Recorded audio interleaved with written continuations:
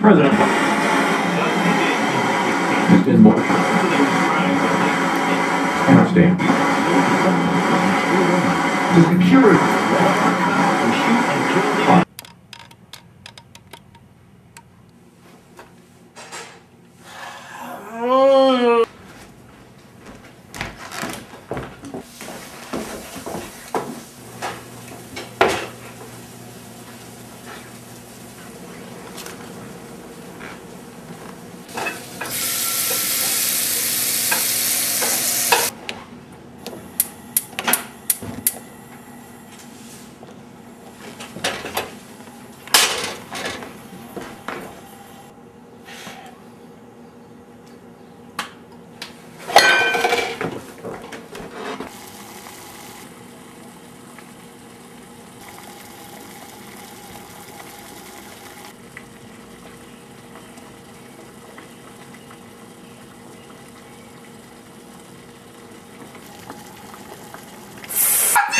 Oh, bismuth! Oh, bismuth! Oh, Avogadro's number! Oh!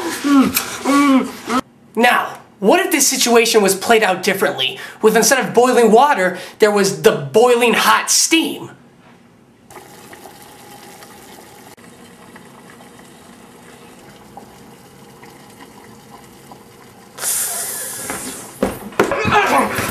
Carbon! Now, which would cause more damage to the skin? Boiling water at 100 degrees Celsius or the hot steam at 100 degrees Celsius? We'll come back to this question in a little bit after we discuss some of the properties of the different states of matter. Matter is anything that has mass or volume.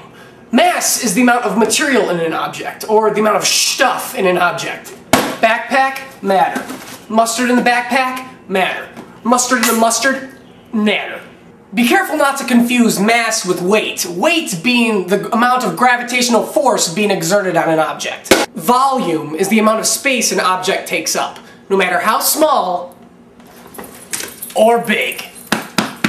We're all very familiar with the different states of matter. Solids hold a particular shape and have a definite volume due to their rigid molecular structure. Liquids do not hold a particular shape, but do occupy a definite volume. The molecules flow more freely.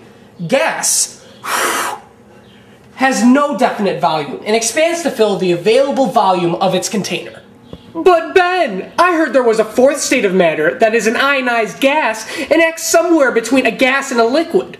Well, the matter you are referring to is a plasma, as seen in this candle flame, being considered a low-temperature partial plasma, or in a plasma screen television. Plasmas are a little more complicated and confusing and won't be discussed anymore in this video! Solids, when compared to the other states of matter, have a relatively high density and are little affected by pressure.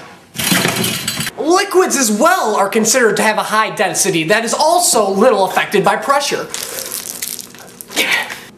Gases, on the other hand, have a relatively low density. The density of a gas depends on the pressure that is applied to it. Now, let's switch gears a little bit! Kinetic energy is the energy carried by objects in motion. On a molecular level, molecules of substances are technically always moving and can be looked at as constantly having some form of kinetic energy. Now, temperature can basically be defined for our purposes as the average kinetic energy of molecules in a substance. Molecules are constantly in motion in a substance, and temperature is a measurement of that. We feel this ourselves with our nerves as degrees of hot and cold. What happens when objects undergo changes in temperature? Think about it. That's right. The molecules or the atoms that make up that substance begin to move faster.